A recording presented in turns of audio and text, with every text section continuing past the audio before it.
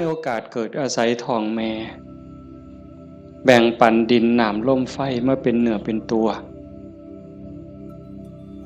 ถึงพ่อแม่สิแบ่งดินน้ำลมไฟเป็นเนื้อเป็นตัวเฮาแต่สิ่งที่ตกแต่ง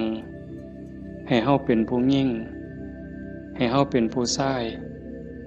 เป็นคนขี้ร้ายเป็นคนงามเป็นคนโง่เป็นคนฉลาดเป็นคนถูกเป็นคนรวยอันนั้นขึ้นกับบุญเนี่ยขึ้นกับบุญกับบาปที่ได้เฮ็ดได้สร้างได้ทำไว้ตั้งแต่อดีตก่อน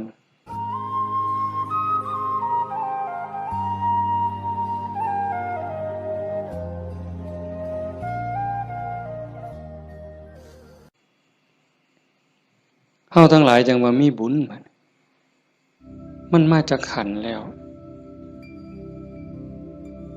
หนีจากนรกพ้นนรกพ้นเปรตพ้นอสุรกายพ้นสัตว์เดรัจฉานได้มาเป็นคนยกระดับจากคนมาเป็นมนุษย์มีศีลมีธรรมเข้าใจในเรื่องเล่าของชีวิตแก้วแหวนเงินทองเฮาก็หาอยู่ประกอบสัมมาอาชีพเลี้ยงปากเลี้ยงท้องเลี้ยงลูกเลี้ยงหลานอยู่2 มื้อ3 มื้อที่เฮามาอยู่ในสวนธรรมเนี่ยขันไปค้าไปขายเด้มันสิได้จักบาทผู้บางคนได้เป็นพันผู้บางคนได้เป็นหมื่นแต่ญาติโยมคิดว่าเอาไว้ซะก่อนแก้วแหวนเงินทองก็มีค่าอยู่มีประโยชน์อยู่แต่มันบ่สู่บุญบ่สู่บุญบ่สู่กุศลบุญกุศลจะเฮ็ดให้เฮาดียิ่งขึ้นไปกว่านี้สูงขึ้นไปกว่านี้บุญเป็นที่เพิงปุญญานิปะละโลกัสสมิงปฏิทาหุนติปานินังเพราะเหตุว่าบุญนั้นเป็นที่พึ่งของสัตว์ทั้งหลายในโลกหน้าพร้อมทั้งโลกต่อไปเพิงได้ตั้งแต่วินาทีนี้ตั้งแต่วินาทีที่เฮ็ดบุญก็เอากายเอาวาจาเอาใจนี่เฮ็ดบาปก็เอากายวาจาใจนี่เฮ็ด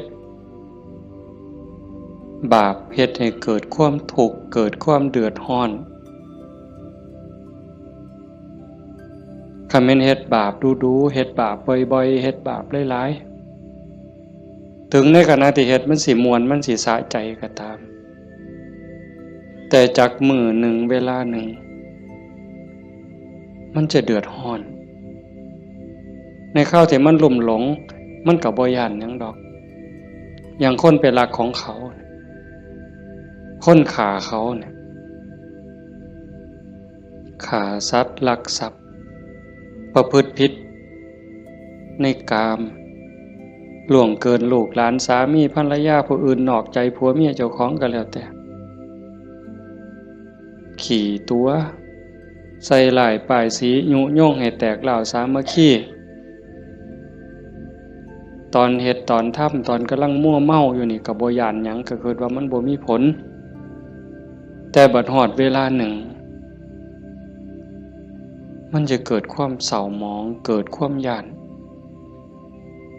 แต่มาว่าทุกคนเนี่ยแม่นสิปากคำเว้ายืนยันนักแน่นว่าบ่เชื่อดอกว่าบาปมีบุญมีชาติหน้าชาติก่อนนรกสวรรค์บ่มีดอกนั่นก็เว้าแต่ปากซ่อมมึงโลดคันมีคนแนวนั้นอยู่ใกล้เฮาปากว่าบ่ย้านแต่ว่าใจส่วนลึกเนี่ยมันยังมีอยู่วันๆอยู่คือกันบัดยามเจ็บยามไข้หรือยามที่บาปกรรมมันตามท่านตกทุกข์ได้ยากลำบากลำบนตอนนั้นสิกระวนกระวายเป็นทุกข์ตั้งแต่ยังมีชีวิตอยู่แต่ขันคนที่เชื่อมั่นอยู่แล้วว่า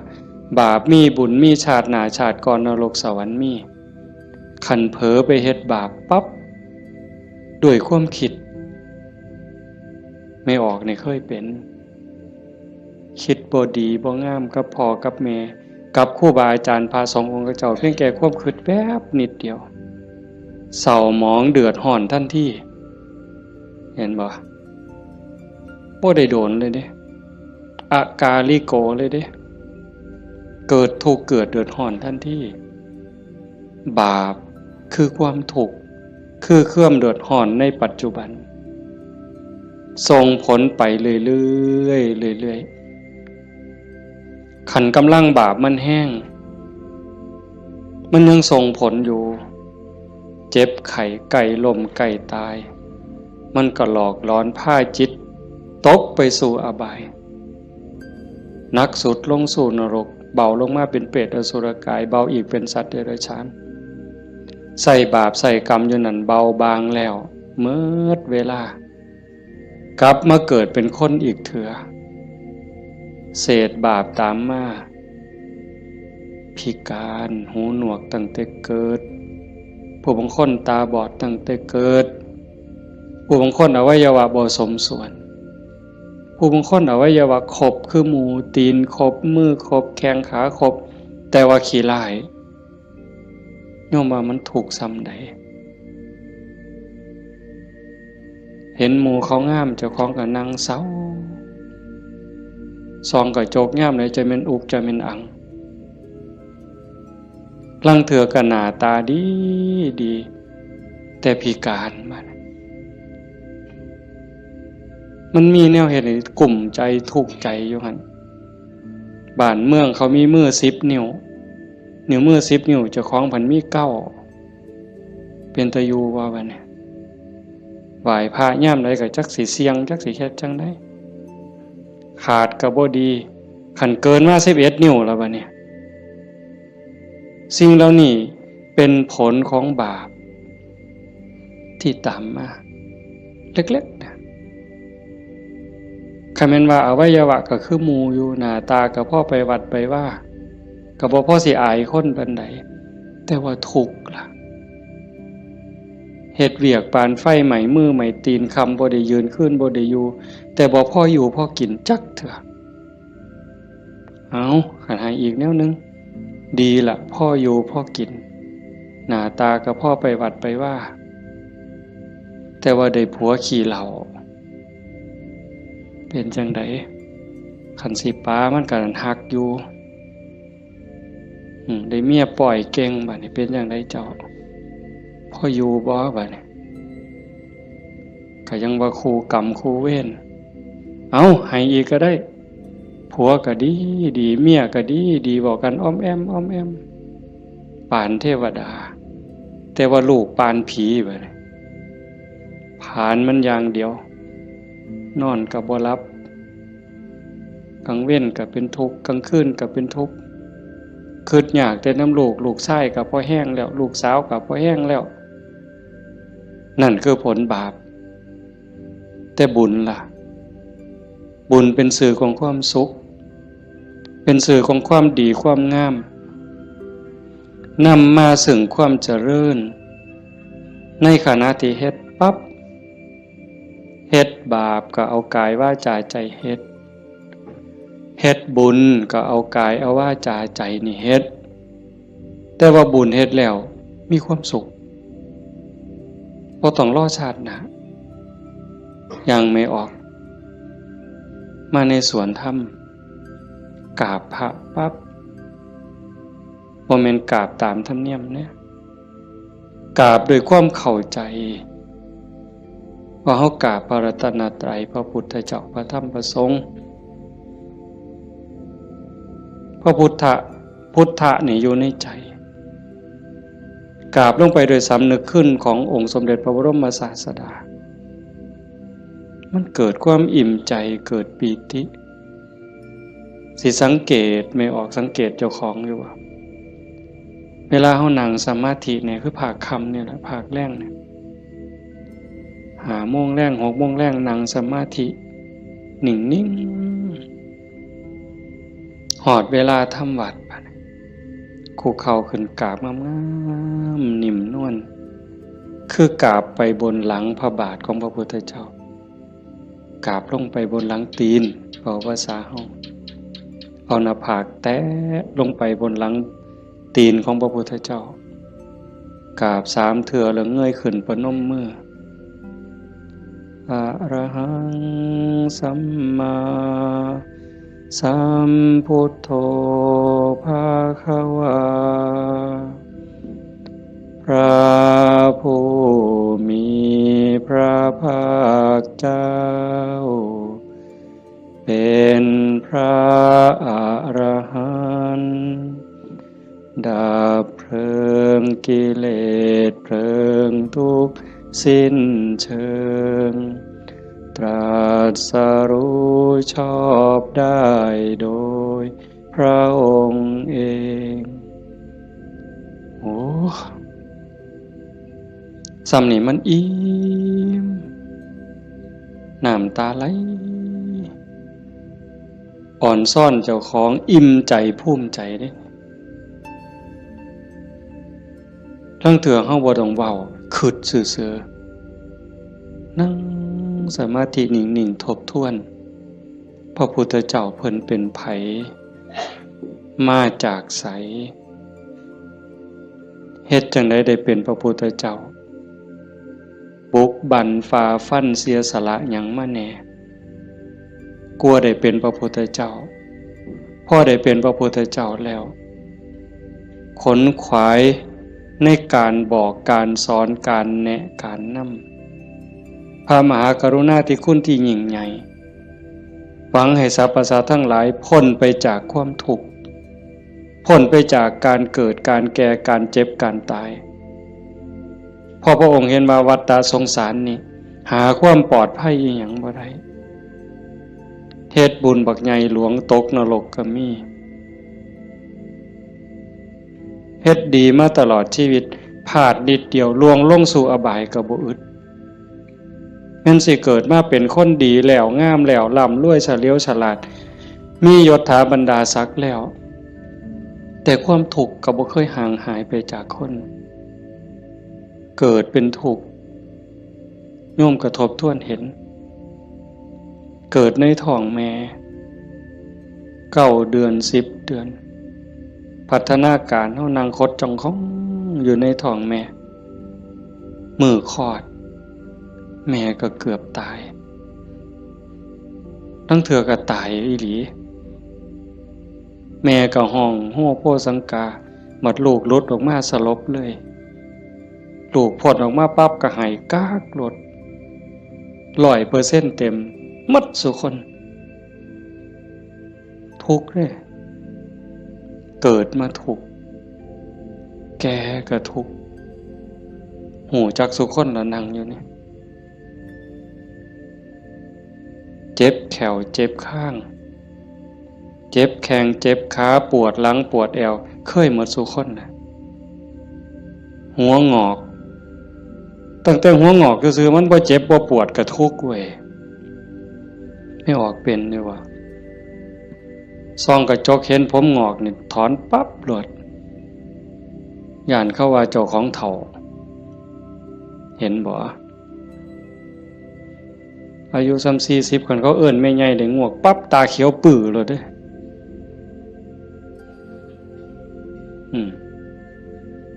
แต่คันอายุ60เขาเอิ้นน่าสาวอายุปานใดล่ะ60ว่าแต่แม่น45หนู กินฮอดข้าวมันเลยเป็นบ้าเด้นี่ดีใจอ่ะเห็นบ่เฒ่าก็เป็นทุกข์เจ็บก็เป็นทุกข์ตายล่ะคนตายตอนมันตายแล้วมันบ่ทุกข์ดอกร่างกายหั่นแต่ว่าความรู้สึกนึกคิดน่ะมันห่างย่านตอนบ่ทันตายเนี่ยมันย่านเป็นหยังจังย่านคันคำถามแนวนี้เป็นหยังจังย่านตายบ่มั่นใจในเจ้าของที่จริงกันเฮาเฮ็ดบุญเฮ็ดกุศลสร้างคุณงามความดีไว้เพียงพอมันสิย่านเฮ็ดหยัง อาตมาคือกันอาตมาย่านตายไม่ออกยังย่านตายอาตมาย่านอาตมาตกนรกนี่หม่องมันแมนอีหลีบัดนี้คันว่าตายปั๊บอาตมาจะไปเกิดเป็นเทวดามีสวรรค์วิมานกว้างใหญ่มีบริวารล้อมหน้าล้อมหลังมีทิพย์หมดจังสิไปเกิดเป็นพรหมจังสิไปย่านเฮ็ดหยังบัดนี้ก็สามเฮาสิหนีจากบัวข้วยนอนจะขี้ตมจะขี้งัวขี้ข้วยไปขึ้นปราสาทมีเครื่องหอมเครื่องท่ามีความหอมเต็มสะดวกสบายเฮาก็บ่ได้ย่านแต่นี่มันสิตกลงไปหลายกว่าเก่าเนี่ยมันก็เลยย่านแม่นคือบ่อาตมาบ่ฮู้ดอกโยมก็คิดเอาเองว่าโยมย่านคืออาตมาบ่ตายมันทุกข์ลางเทื่อก่อนตายเนี่ยญาติโยมนี่คนประพฤติปฏิบัติธรรมไปร่วมงานศพดูๆไปเยี่ยมคนป่วยบ่อยๆนี่ได้น้อมธรรมเข้ามาใส่ตนซ้ำใดเห็นคนเจ็บคนป่วยทรมานโอ้ยบัดฮอดข้าวเจ้าของสิเป็นจังไดน้อคือดูพอพระพุทธเจ้าเพิ่นบอกว่าโอปัญญิโกควรน้อมเข้ามาใส่ต้นเลือกได้อยู่บ่ล่ะโยมโอ้ยผู้ขาสิเลือกเอาตายด้วยโรคอันนี้ดอกสิเอาไหลตายดอกเอาง่ายที่สุดแล้วเด้นี่เอาวะกินข้าวอิ่มๆกับลูกกับผัวกับเมียแล้วนอนหลับแล้วตายไปเลยนี่ง่ายที่สุดแล้วเอาวะยังบ่ทันหันเอาอยู่เด้นี่ขนาดพิธีที่ดีที่สุดสบายที่สุดล่ะเด้ขันไปเว้าถึงพวกเจาะข้อหายใจบ่ได้เจาะข้อเพราะท่านก็ป้อนอาหารทางสายยางเจาะสวงเอาเงี้ยวออกบัดนี้เลือดก็ใส่ทั้งแขนข้างนึงน้ำเกลือก็ใส่แขนข้างนึงออกซิเจนงุ่มดังอีกเจาะสวงเอาน้ำออกบัดนี้อุ้ยผู้ใดคิดว่าเจ้าของสิบ่ถูกแนวนั้นแน่อยู่นี่ยกมือขึ้นเบิ่งบ่มีหลักประกันหยังเลยพระพุทธเจ้าเป็นผู้มีพระมหากรุณาธิคุณคิดเห็นบุญคุณของพระองค์เที่ยวบอกเที่ยวสอนจากป่าสู่ป่าจากเขาสู่เขาจากกระท่อมของคนขอทานฮอดปราสาทราชวังของพระราชามหากษัตริย์คิดเห็นบุญคุณของพระองค์จังซี่เฮาได้มาเฮ็ดนำทำตามมันเป็นบุญแน่ๆคิดพ่อคิดเห็นนั่งสมาธิพิจารณาไปเกิดอิ่มใจพอใจสุขใจเดียวนี้คิดเบิ่งเจ้าของมันถึงสิเกิดบ้านนอกขอกหน้าบ้านป่าคาดอนบ่ร่ำรวยเป็นแสนเป็นล้านคือเพิ่นแต่ว่าเฮามีวัดมีครูบาอาจารย์มีพี่มีน้องที่รักศีลรักธรรมเฮามีสัมมาทิฏฐิมีความเห็นถูกเห็นตรงตามคำสอนพระพุทธเจ้าอย่างน้อยๆนี่เชื่อว่าบาปมีบุญมีชาติหน้าชาติก่อนนรกสวรรค์มีเฮ็ดดีก็ย่อมได้รับผลดีเฮ็ดชั่วก็ย่อมได้รับผลชั่วพระพุทธศาสนาสอนเรื่องเหตุเรื่องปัจจัยเพราะสิ่งนี้มีสิ่งนี้จึงมีหวานพืชจังไดก็ได้ผลจังซั่นอ่อนซ่อนเจ้าของภูมิใจในเจ้าของแม่นสิเกิดบ้านนอกคอกหน้าทุกข์ยากปากหมองบ่ร่ำบ่รวยบ่สวยบ่งามแต่เฮามีโอกาสได้เข้าวัดได้มีโอกาสปฏิบัติธรรมเป็นผู้บ่ประมาทได้ยินเสียงปากเสียงเว้าของครูบาอาจารย์น้อมนำลงสู่การประพฤติปฏิบัติซ้ำนี่เฮาก็พอแห้งอ่ะเนี่ยโยมเป็นบุญล่ะนี่เกิดปีติเกิดความอิ่มใจแล้วก็ตั้งตนในความบ่ประมาทอีกอันนี้หมายถึงบุญเฮ็ดปั๊บก็เกิดความสุขใจอิ่มใจปั๊บขันเฮ็ดเรื่อยๆเฮ็ดบ่อยๆเฮ็ดดูๆจิตนึกตั้งแต่ถึงคุณงามความดี บัดเจ็บบัดป่วยบัดไข้บัดหนาวบัดสิลมสิตายนิมิตที่มันดีมันงามนำพาดวงจิตดับปุ๊บไปสู่สุคติขันมันเฮ็ดดูอันนี้หมายถึงดีเด้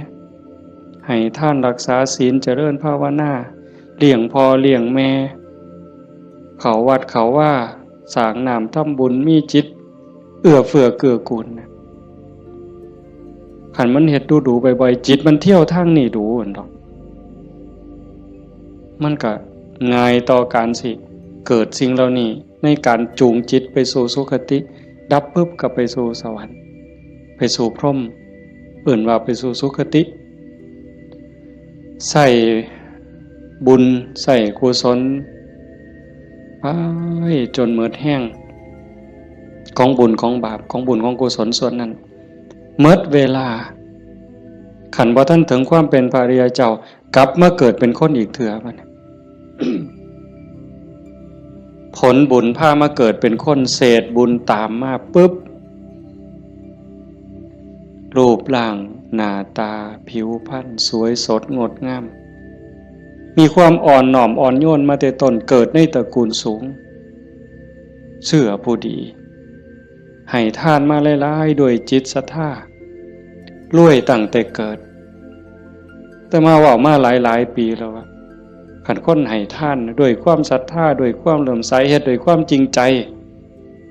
ผลมันให้รวยบางเทื่อรวยตั้งแต่เกิดบ่ทันมื่นตาซ้ำปู่ย่าตายายเตรียมฝากธนาคารไว้ให้เปิดบัญชีไว้รับเป็นร้อยล้านพันล้านล่ะเห็นบ่ล่ะนั่นคืออานิสงส์ของศีลของทานของบุญของกุศลสวยรวยสวยผอมงามผอมรวยผอมฉลาดผอมโรคภัยไข้เจ็บหน่อยอายุยืนมีคนเคารพนับหน้าถือตาเว้าหยังคนก็เชื่อถอยฟังคำผู้ใดบ่อยากได้เนี่ยก็ 100% ทุกคนอยากได้แต่ว่าอยากซื่อๆมันบ่ได้บัดนี้ต้องเฮ็ดต้องสร้างเหตุปัจจัยแต่ว่าคนไทยในปัจจุบันเนี่ยอาตมาว่าก็กำลังหลงทางไปไกลคือกันมองจังหนึ่งก็คือศาสนาพุทธเจริญเบิ่งอีกแนวหนึ่งก็คือเสื่อมเต็มทีในเวลาเนี่ยนี่คือชุมนุมชนของเฮาเนี่ยกลุ่มเฮาเนี่ยคือเจริญอยู่แต่ว่าอีกกลุ่มหนึ่งมันอาศัยพุทธศาสนาติดยี่ห้อพุทธศาสนาแต่ว่าเนื้อในแกะกล่องเปิดขวดกินเข้าไปมันบ่แม่นบ่อยากเว้าหลายปานใดดอกเรื่องหมู่นี้แต่มันต้องเถือกับเป็นตะเว้าอ่อนวอนบวงสรวงพิธีกรรมนี่มันออกนอกทางหมดนิยมคันมันสิง่ายปานนี้พระพุทธเจ้าสิมานั่งเฮ็ดหยังสิสอนเฮาให้ฝึกให้ฝนให้เพียรเฮ็ดหยังครูบาอาจารย์หลวงปู่หมั่นหลวงปู่ชาเอาชีวิตเกือบบ่รอดก็สั่นก็ครึ่งฝ่ายแล้วก็มาผูกหัวเจ้าของก็สวดซะทีล่ะอิติปิโส1,800,000ก็ได้ตัวให้มันหอเวินกิเลสคูโคบเอาโลดติล่ะมันแม่นบ่ล่ะกระแสนี่กำลังแห้งแม่ออกกระแสนี่กำลังหลายนั่งเถื่อกับเงินนี่เป็นตัวตั้งบ่ได้ตั้งใจดอกแต่ขี่รถมาได้ยินไหมเปิดวิทยุฟังแถวนี่ล่ะวิทยุแถวนี่ล่ะหมดน้ำกันนี่ล่ะเนาะพอมันได้เงินหลายบางมื้อวันที่2บ่อาตมาไปเทศงานนึงเทศจบคนกำลังลังมาอันนี้มือสาวมือรุ่นก็เลยถามประธานงานเขาก็บ่ฮู้ดอกว่าท่านเข้าใจว่ามันเป็นแนวใดนะถามว่าเป็นจังได๋งานเรียบร้อยดีอยู่บ่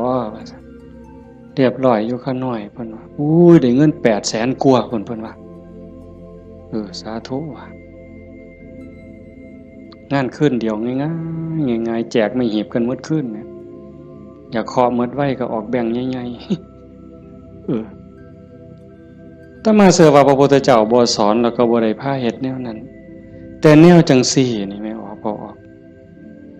นอกจากเป็นบุญเป็นกุศลเด้เฮามาเฮ็ดในมื้อนี้เวลานี้เด้นอกจากมาสร้างบุญแล้วมาหาที่เพิงสำหรับดวงจิตดวงวิญญาณเจ้าของแล้วชีวิตมันมีกายกับใจอย่างว่า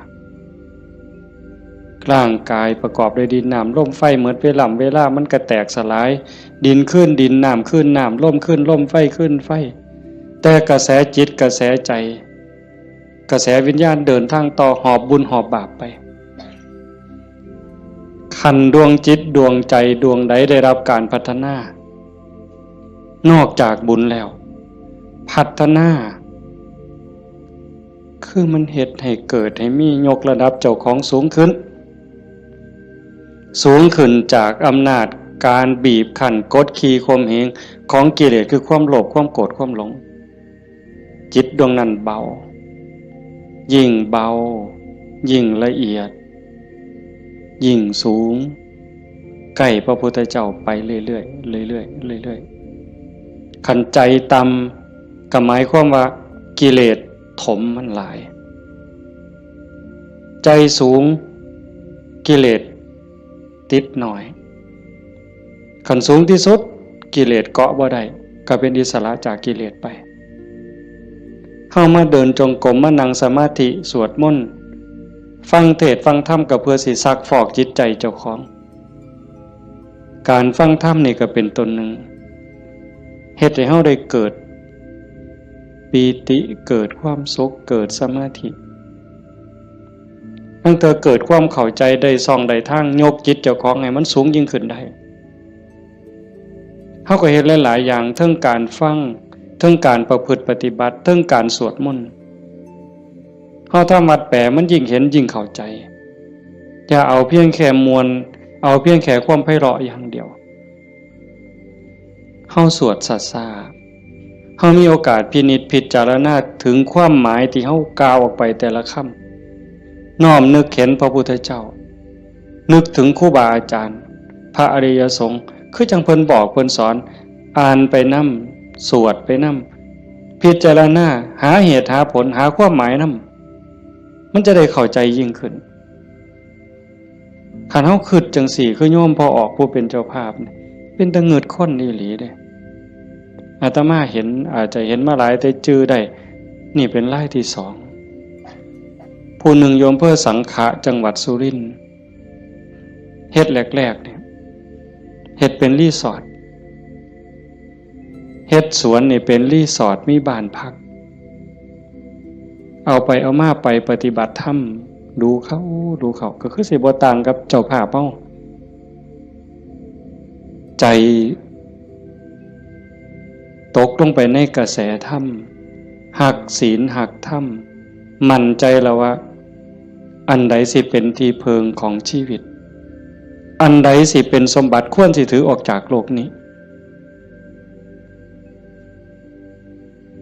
ก็ค่อยๆเปลี่ยนบัดจากรีสอร์ทจากบ้านพักนัดพี่นัดน้องไปร่วมปฏิบัติจากกลุ่มก่อนเล็กๆจัดประกาศงานบักใหญ่มีงานปฏิบัติธรรมมาหลายปีตั้งสถานีวิทยุคือกันเลย2 ปีที่ผ่านมาหลังเนี่ยจัดงานปริวาสโยมได้ไหนไม่ออกได้ไหนเอาสวนเจ้าของจัดเป็นงานปฏิบัติธรรม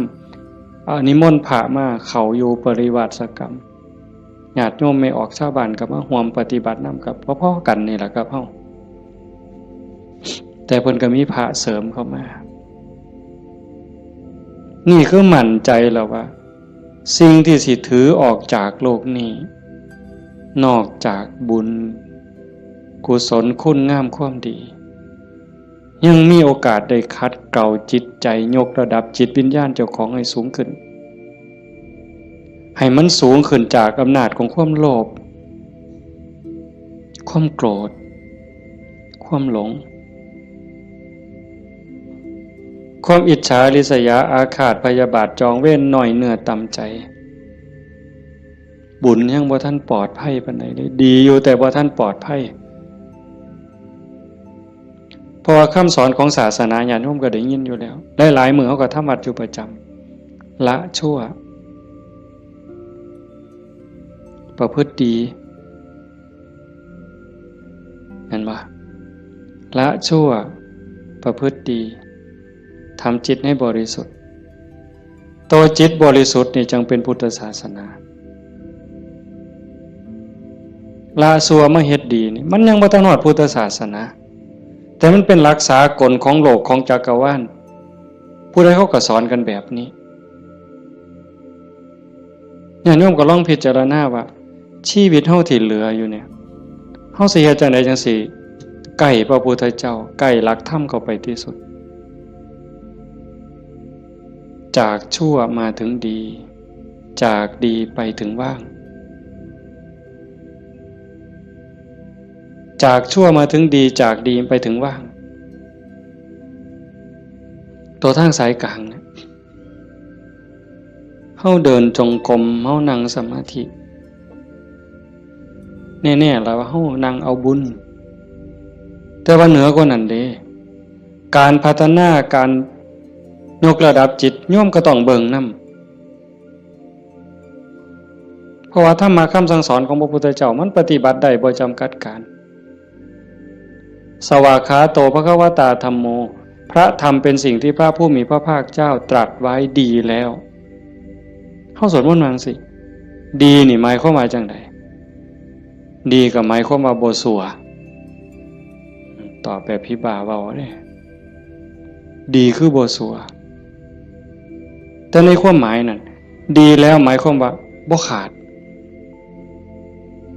พระพุทธเจ้าสอนไว้ตรัสไว้บ่ขาดแล้วก็บ่เกินพอดีสำหรับการดับทุกข์สำหรับการสร้างบุญสร้างกุศลสร้างประโยชน์กับส่วนรวมแล้วพอดีสำหรับการดับทุกข์บ่ต้องเติมเข้าไปอีกแล้วก็บ่ต้องเอาออกคำสอนเนี่ยบ่ต้องเอามาเติมคันพวกมาเติมกลายเป็นสัตว์ทำปฏิรูปเป็นของปลอมไปมองศาสนาสิฟั่นเฟื่อนมองเฮาสิหลงทางเสียเวลาของชีวิตเฮ็ดไปก็เสียเงินเปล่าเสียเวลาเปล่านั่นคือมันเป็นสัตว์ทำปฏิรูปเป็นของเกินเป็นของไร้สาระแต่ว่าเติมเข้ามางัดใส่พระโอษฐ์ของพระองค์ว่าอันนี้พระพุทธเจ้าตรัสนี่คือเหตุการณ์หลายๆอย่างอยู่ในเวลานี่ในสังคมชาวพุทธเฮาบ่ขาดแล้วก็บ่เกินสวากขาโตภควตาธัมโมพระธรรมเป็นสิ่งที่พระผู้มีพระภาคเจ้าตรัสไว้ง่ายแล้วนอกจากดีแล้วก็ง่ายนำเพียงจังว่าง่ายเป็นเหมือนกับเปิดของที่ปิดของที่ถูกปิดอันไหนเป็นคนปิดความบ่ฮู้อวิชชาความบ่ฮู้โมหะความหลงความมืดมันครอบงำจิตใจของเราสัตว์มาชั่วอนันตกาลจนเจ้าชายสิทธัตถะเสด็จออกบวชบำเพ็ญเพียรบารมีได้ตรัสรู้ใต้ต้นพระศรีมหาโพธิ์ก่อนพุทธศักราช45ปีนั้นจึงเปิดขึ้นมาได้นักบวชก่อนพระองค์เนี่ยเฮาสินับหลายปานใดเป็นหมื่นองค์หมื่นศาสดาหมื่นครูอาจารย์ที่แสวงหาแต่ว่าบ่มีผู้ใดพอเปิดบ่ออกบุญบารมีบ่ถึงแต่เจ้าชายสิทธัตถะบำเพ็ญบารมี20อสงไขยกำไรแสนมหากัปบารมีเต็มเปี่ยมจังสามารถเปิดของที่ปิดหงายของที่คว่ำจุดแสงสว่างในที่มืดบอกทางแก่คนหลงทางนี่คือคำสอนของพระพุทธเจ้าเด้เปิดของที่ปิดหงายของที่คว่ำบอกทางแก่คนหลงทางจุดแสงสว่างในที่มืดก็จังว่าตรัสไว้ง่ายแล้วธรรมมันอันมีส่วนขี้ริ้วพระองค์เฉือนออกหมดสิ้นแล้ว ตัวใดมันเฟือมันฝุ่มเฟื่อยเป็นเรื่องไร้สาระเฮ็ดให้เสียเวลาพระองค์ปาดออกเฉือนออกหมด คือกันครับใบใหม่เมดป่าแต่พระองค์นำมาสอนซ้ำกับกำใหม่ในมือใบใหม่ในกำมือเนี่ยม่วนหลายมันบ่เป็นประโยชน์บ่เป็นไปเพื่อการดับทุกข์มันอาจเสียหลายคือกับใบใหม่ในป่าสูตรนั่นสูตรนี่สูตรยารักษาโรคสูตรสะเดาะเคราะห์ต่อชะตายังก็สิบอกกันคือซุมื้อเสริมดวงเสริมมงคลนั่นก็แล้วแต่วิชาที่มันบ่เป็นไปตรงไปเพื่อความดับทุกข์พระองค์บ่เอามาสอนเฉือนออกบ่เอามาเว้าถือเป็นเรื่องไร้สาระเป็นหยังจังเอาแต่สิ่งที่มันเป็นประโยชน์ล้วนๆเอาแต่แก่นเพราะว่าวันเวลาของชีวิตเฮาบ่พอโยมชีวิตหนึ่งๆเฮาบ่พอสำหรับการจะปลดเปลื้องกิเลสออกจากใจเป็นเรื่องรีบด่วนวันเวลาของชีวิตเฮามันบ่ถึง100 ปีจะคนเนี่ยเห็นบ่เบิ่งดีๆเด้เฮาเกิดมาอยู่ในโลกนี่มันบ่เกิน100 ปีหลายคนอยู่นี่60แล้ว70แล้วอายุจน70หัวงอกแขวหักแล้วเนี่ยกิเลสลดลงหรือยังถามเจ้าของเบิ่งยังเครียดให้ลูกเขยบ่เครียดให้ลูกไผ่บ่ไปตักอาหารยามมื้อเช้านี่มันอยากได้หลายเกินจำเป็นบ่นั่งเถื่อตักไปก็อันนี้ก็สิเป็นตาแซ่บอันนี้ก็สิเป็นตาแซ่บตักไปตักมาแงกเบิ่งถาดโอ้มันสิกินหมดบ่พ่อละเพิ่นว่าย่างสิวิโตเฮ็ดบักสมยังถอยกลับหลังมาอีกอยู่2 ก้าวกำปึ๊บอีกอยู่นี่คือเฮาพัฒนาบ่ทันไปเนี่ยตอนนี้อายุ70นี่เอาบักสมมาหน่วยนึงยังบ่พอยังเอาหน่วย2ไว้เสียงไว้ให้หลานอยู่มื้ออื่นมื้อเนี่ยเจ้าว่ามันของเล่นซั่นบ่กิเลสเนี่ยสิเอาชนะมันแนวใด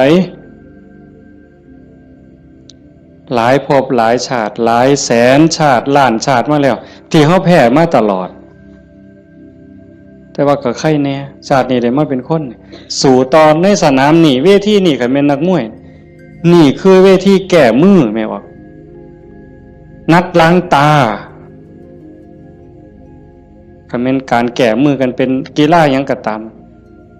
นี่เป็นไฟหนึ่งเป็นเกมหนึ่งที่เฮาสิ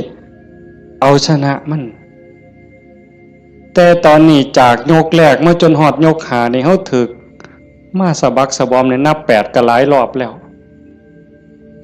อีกบ่ถึงนาทีแล้วเด้มันสิหมดยก5นี่สิหวังน็อกอยู่บ่เจ้าสิถึกศอกกลับเขามิดอ้อยซอยอีกยกนึงบ่จักนี่ต้องมึงให้เห็นเนี่ยจังว่าพระพุทธเจ้าเพิ่นเฉือนออกหมดสิ้นแล้วเอาแต่เรื่องทุกข์เรื่องดับทุกข์จ่อเข้ามาคันเอาว่าท่านเข้าใจซ้ำนั้นอ่านความรู้สึกเจ้าของมันเฮามาเดินจงกรมนั่งสมาธิซ้ายย่างเนาะขวาย่างเนาะสิย่างพุทโธก็แล้วแต่ย่างเฮ็ดหยังอาตมาอาจสิเว้าบ่ถูกเด้ญาติโยมอาจจะเข้าใจกว่าอาตมาก็เว้าไปตามบ่าซั่นเนาะย่างเพื่อฝึกสติเพื่อเพิ่มความถี่ของสติสัมปชัญญะสติคือความระลึกได้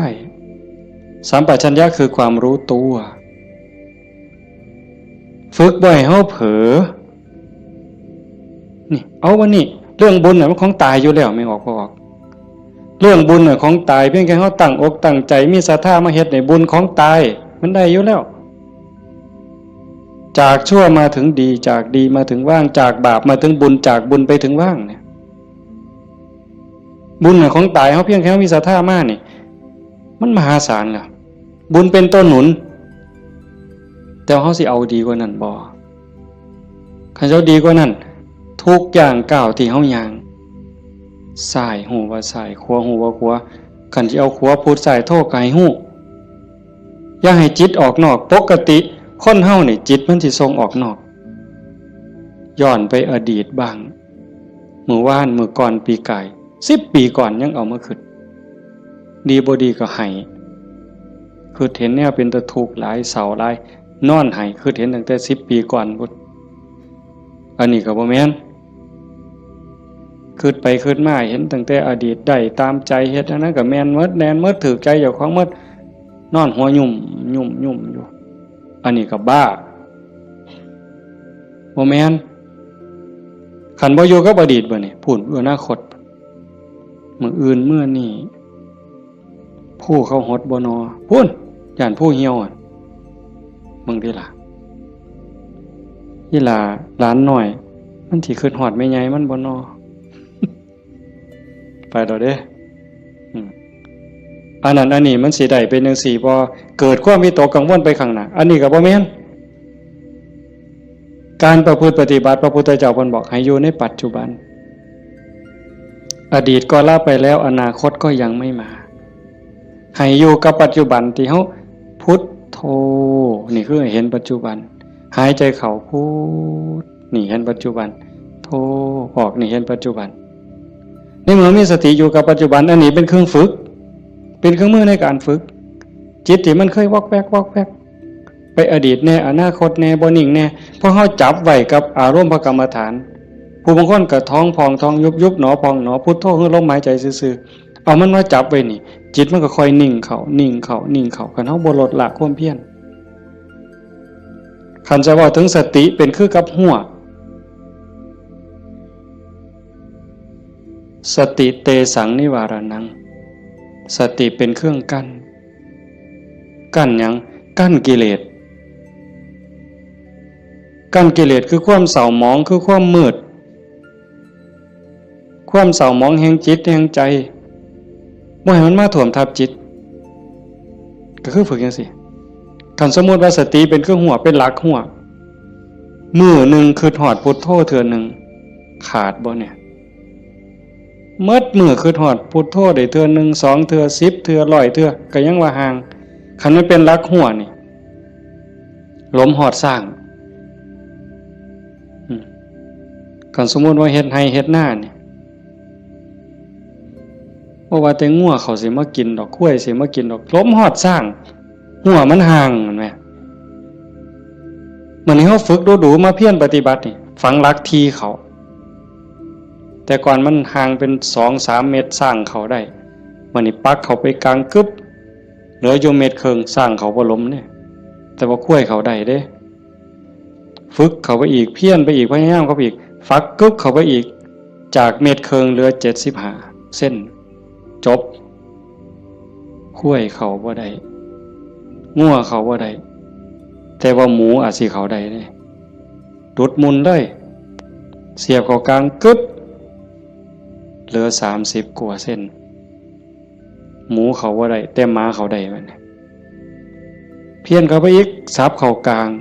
จาก30กว่าเหลืออยู่20 15ขึ้นไปหา20เสียบเข้าไปอีกเหลืออยู่10กว่าเส้นบัด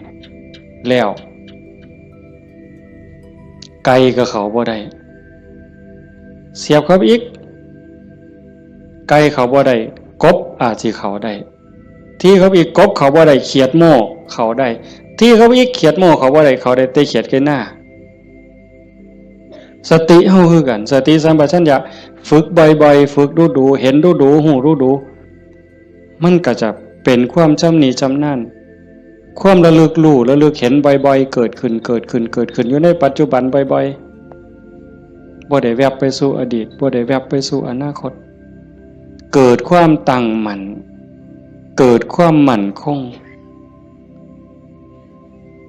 สติสัมปชัญญะสมาธิความตั้งมั่นได้บัดสมาธิคือความตั้งมั่นแห่งจิตบ่วอกแวกปัญญารอบรู้ในกองสังขารที่มันมาหลอกจิตสังขารกลางกายก็อีกอย่างนึงสังขารคือจิตใจก็อีกอย่างนึงกายนั่งนิ่งแต่ว่าจิตมันคิดไปทั่วทิพย์ทั่วแดนในเมื่อหูจักเรื่อยๆหูจักบ่อยๆพยายามผูกมันไว้ผูกไว้คอยตะล่อมจิตมันคือลิงเพิ่นยังว่าผูกไว้คือผูกลิงใส่หลักสติเป็นเหมือนกับเชือกองค์ภาวนาเป็นคือกับหลัก มันสิดื้อปานใดลิงมันดื้อไปโลดมันไปบ่ได้จักหน่อยมันก็ล้ามันก็ซ่าลงจักหน่อยก็นั่งจิตเฮาคือกันเฮาบ่เครียดดอกมันไปก็ปล่อยมันไประลึกได้ปั๊บก็กลับมาใหม่ระลึกได้ปั๊บกลับมาใหม่ดูเขามันก็มีทางมันก็เป็นความชินของมันอยู่จักหน่อยก็นิ่งได้พอแต่มันนิ่งมันอิ่มแน่ไม่ออกก็สิเคยเห็นหลายคนนั่นล่ะเก่งกว่าแต่มาล่ะนั่งอยู่นี่ซ่อมเบิ่งเนี่ยเกิดความอิ่มใจสุขใจคันเฮ็ดดูบ่อยๆอย่างเฮาเบิ่งท้องพองท้องยุบเห็นคักๆขณะที่ท้องพองขึ้นปุ๊บทอเส้นผมปุ๊บขึ้นมาก็เห็นยุบลงปุ๊บทอเส้นผมนี่ก็เห็นหายใจเข้าหายใจออกคือกันในนี่มันก็มีการเกิดดับเห็นอยู่ในเมื่อนี้ทั้งสัตว์ปั๊บเกิดปีติเกิดความสุขเกิดอิ่มใจอันนี้เล็กๆดอกของเล่นน้อยๆขนาดบางเถื่อเฮาเฮ็ดดูบ่อยๆจนได้หูจักมันแน่แล้ว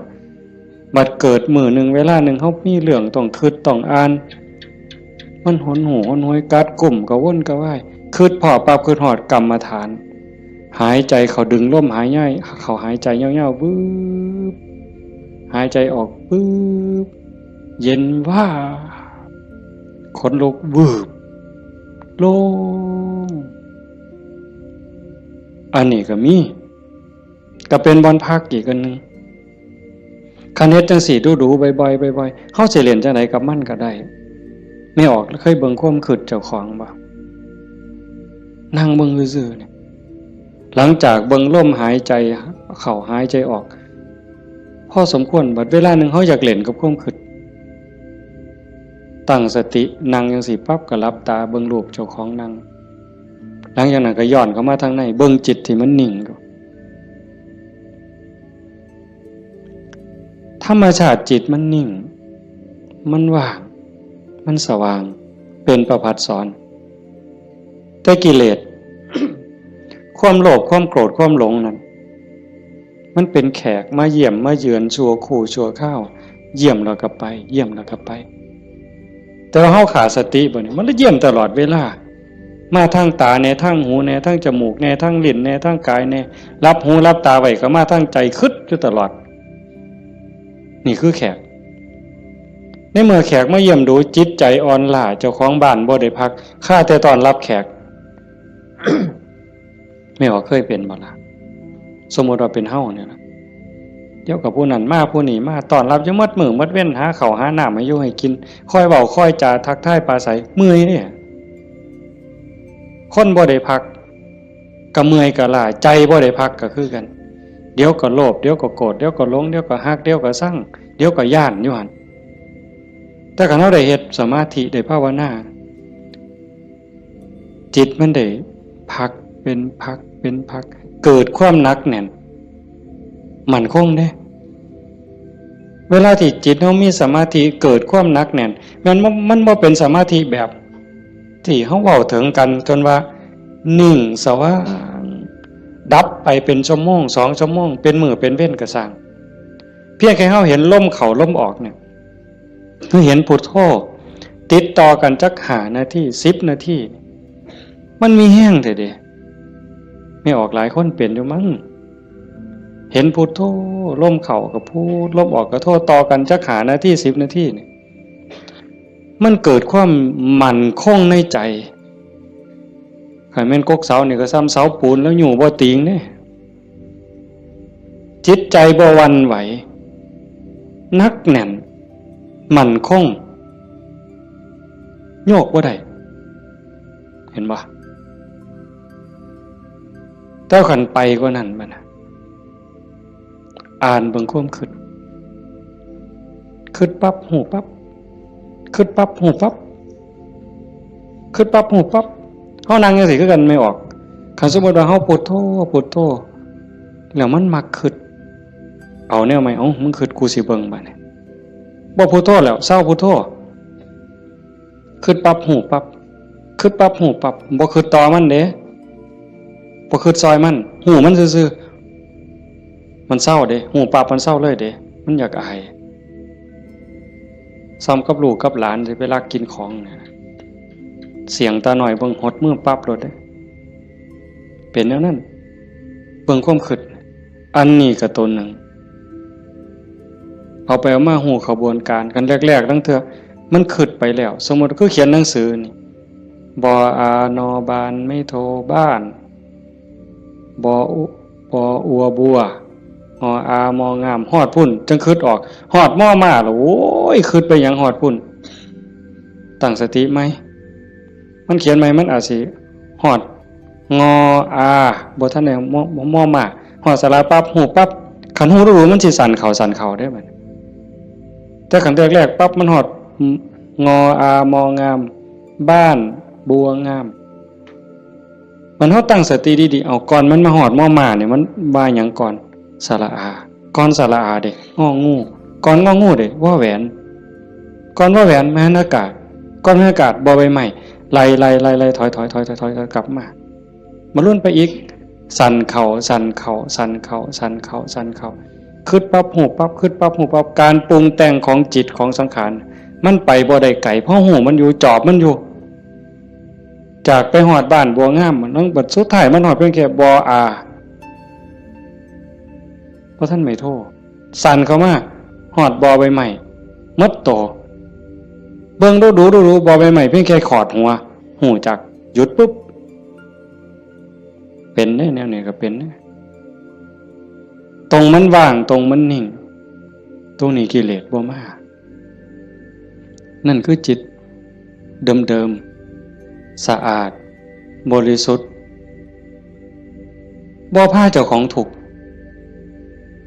เข้าใจได้เลยว่าคำสอนของพระพุทธศาสนาสูงสุดเพื่อบ่ทุกข์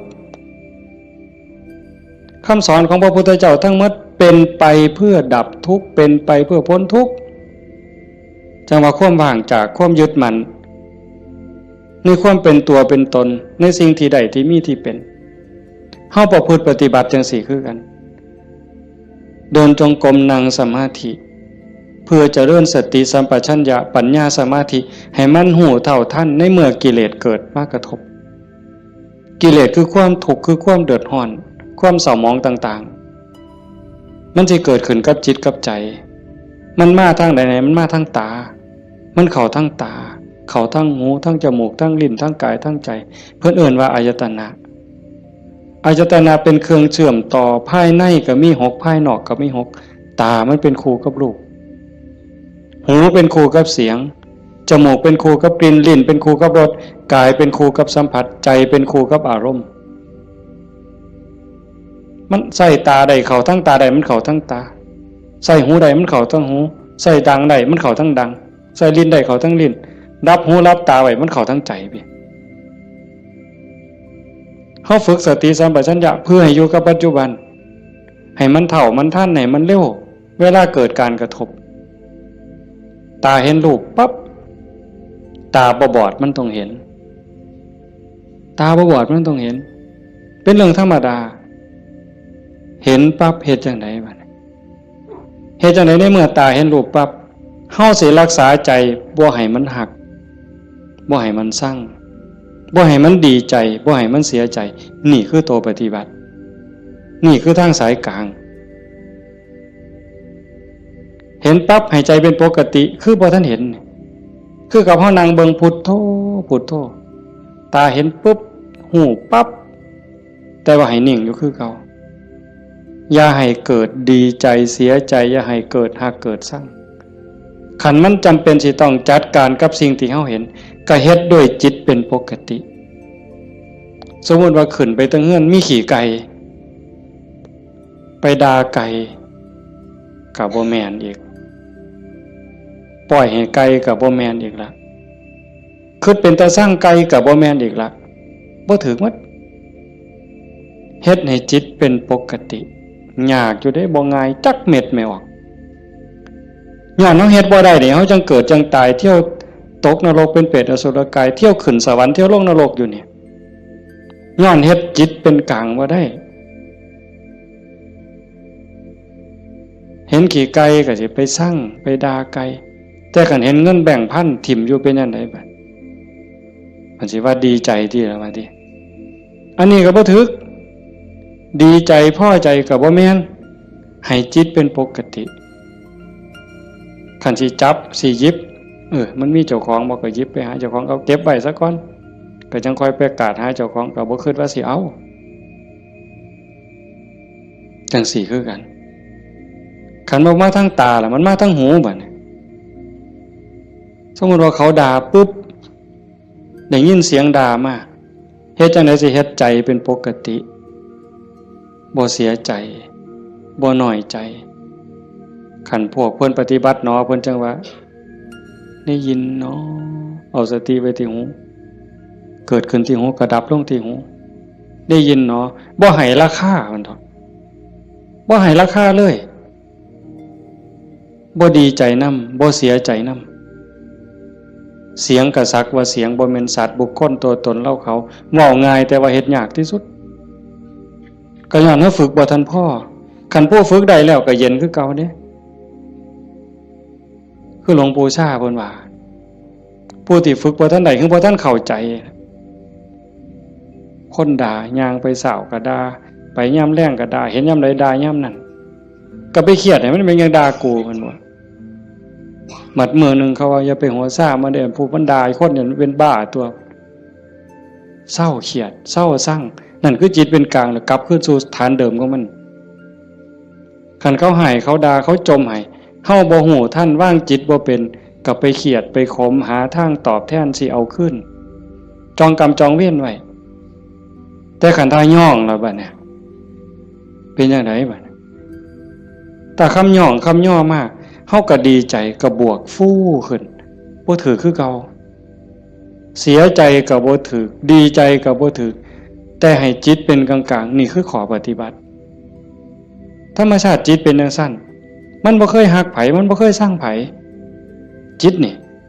ฮักก็บ่เป็นสร้างก็บ่เป็นดีใจก็บ่เป็นเสียใจก็บ่เป็นโลภโกรธหลงก็บ่เป็นย่านหยังก็บ่แม่นมันเป็นปกติของมันอยู่กลางๆจังซั่นแต่ว่ารักโกรธเกลียดกลัวอิจฉาริษยาน้อยเนื้อตามใจย้อนกิเลสมาย่อมแขกมาเยี่ยมเนี่ยมันพาเจ้าของบ้านป้วงเดี๋ยวนี้ก็ซ้ำกับเฮาอยู่เฮือนธรรมดานี่แล้วเคยเห็นอยู่ตัวบางปีใหม่นี่ลูกหลานเฮาอยู่เฮือนธรรมดากับพ่ออยู่บัดหมู่มาชวนกินเหล้ามันก็เมาอยู่เฮือนเฮาหั่นแหล้วเป็นจังได๋ซั่นพาเจ้าของบ้านป้วงเลยให้เฮารักษาใจเจ้าของให้เป็นปกติเฮาประพฤติปฏิบัติเพื่อสิ่งนี้เด้โยมตาเห็นก็ให้รักษาใจไว้ปกติหูได้ยินก็รักษาใจไว้ให้เป็นปกติจมูกได้กลิ่นหอมเหม็นก็ปกติลิ้นได้รสก็ปกติแซ่บบ่แซ่บนัวบ่นัวก็ปกติคันมันสิเติมก็เติมไปที่ละน้ำปลานั่นสิเติมเกลือก็เติมไปที่แต่อย่าไปคิดสร้างไม่คั่วอย่าไปจมให้เขาหนาวร้อนมันหนาวมากก็แม่นว่าสิทนกรรมฐานนี่บอกว่าให้ปล่อยว่างมันหนาวก็สิเสืออยู่ซื่อๆบ่ห่มมันดอกผ้านี่ก็มันก็แล้วแต่ว่าธรรมชาติมันก็ให้ห่มแต่ว่าก็อย่าทุกข์อย่าเดือดร้อนรักษาใจเป็นปกติคันบ่จังซั่นนี่คนมันติดชั่วก็ติดได้ไม่ออกดีก็ติดชั่วก็ติดแม่นบ่หมู่เจ้าว่าเฮาไผสิเถียงสมมุติว่าตาเนี่ยมันก็บ่แม่นว่ามันสิมักแต่ของถูกใจมันเด้มันได้สิถูกตาแล้วมักเบิ่งได้สมมุติว่าเห็นผู้สาวเห็นผู้บ่าวเห็นคนงามที่เฮาพอใจบ่แม่นเฮาสิเบิ่งแต่คนที่เฮาพอใจเด้เขาเดียวก็เหลียวเบิ่งก็ดีใจโอ้ยงามเนาะโอ้ยพอใจเนาะบ่แม่นแต่จังซั่นอันคนผู้เฮาสร้างนี่ไม่ออกเคยเป็นบ่โอ้ยจะแม่นกูสร้างปานตาสิแตกเพิ่นว่าสร้างปานตาสิแตกแต่ว่าแม่นเบิ่งบ่เศร้าเนี่ยเอ้าเคยเป็นบ่หมู่เจ้าบ้าหือดีซั่นคำนั้นเป็นตาสร้างกูบ่อยากเห็นก็อย่าไปเบิ่งอีกติล่ะเพียงจังเบิ่งบ่เศร้าซั่นเห็นบ่นี่คือมันโง่อาตมาผู้หนึ่งว่าโง่แนวเนี่ยผู้ใดเศร้าโง่เนี่ยสาธุนำเด้อว่ามันเป็นตาสร้างยังไปเหลียวเบิ่งดูอยู่เอาดังบัดนี้ทั้งจมูกเนี่ยกับมันเราคนมักหอมติดหอมอย่างเดียวได้ไม่ออก ผู้เจ้าเป็นบ่ติดเหม็นไหมปลาแดกไหมปลาแดกเหม็นนี่ฮะว่าปลาแดกหอมเนี่ยตำบักฮวงคือสีแซ่บเปล่าวะนักกับไปกว่านั้นเล็บตีนสักโอ้ยบ้าคือดีกิ่มเล็บตีนสักออกมาเหม็นแทนที่สิทิมนะดมเว้ยดมตัวนึงกับบ่ว่าเด้ดมเทื่อสองหมดแล้วแงกหน้าแงกหลังมีผู้เห็นกูบ่นอเพิ่นว่าลี่ดมนั่นน่ะเมืองอุบลเป็นเลยวะยังจะเป็นแต่ศรีสะเกษเอาไว้โอ้ยแทนที่สิเอาถิ่มเนาะแต่มาว่าแงกหน้าแงกหลังเทื่อที่3ที่4บ่มีคนเห็นดมอีกสักเทื่อก่อนจังถิ่มนั่นใส่ว่ามาของหอมว่างจิตเป็นกลางบ่ได้นี่สติปัญญามันบ่พอเห็นบ่อย่าว่าแต่แสบบ่แสบเลยนัวบ่นัวเลยสัมผัสคือกันเย็นห่อนอ่อนแข็งใจคือกันเนี่ยมันบ่ดีคิดแล้วเฮ็ดเจ้าของเป็นทุกข์คิดพ่อเฮ็ดเจ้าของห้องไห้น้ำตาหลั่งน้ำตาไหลก็ยังมีโอกาสนอนมือกายหน้าผากคิดฮอดแล้วก็น้ำตาไหลสะอื้นอยู่ผู้เดียวบ้าคักๆเนี่ยเด้คนเนี่ยคันแนวมันถูกใจเจ้าของก็นอนคิดเห็นแล้วก็หัวยุ่มอยู่ผู้เดียวพลิกไปพลิกมาจนเก็บไปฝันแล้วเว้ยนี่คือจิตมันฝึกบ่ทันใดไม่ออกโยมพอออกเพิ่นพาเฮาเฮ็ดงานปฏิบัติธรรมเสียเว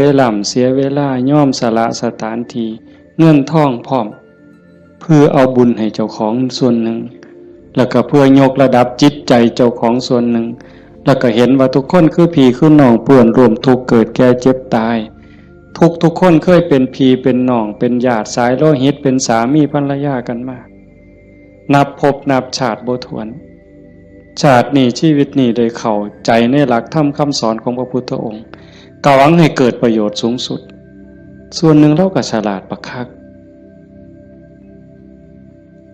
ถ้ามาเสือสู่คนที่นั่งอยู่นี่แบ่งบุญเล่าเด้เรากินเปอร์เซ็นต์หมู่เจ้าได้เนี่ยเป็นพ่อค้าสำนะหัวพ่อค้ายังมีอยู่นี่แม้แต่เฮ็ดบุญเด้ถ้าเบิ่งมืออื่นทราบบัดสิเมื่อนี่บัดสิเมื่อนี่จากโอ้ยอนุโมทนาสาธุเด้อนำพ่อใหญ่เด้อพ่อใหญ่ก็สาธุเอาหมด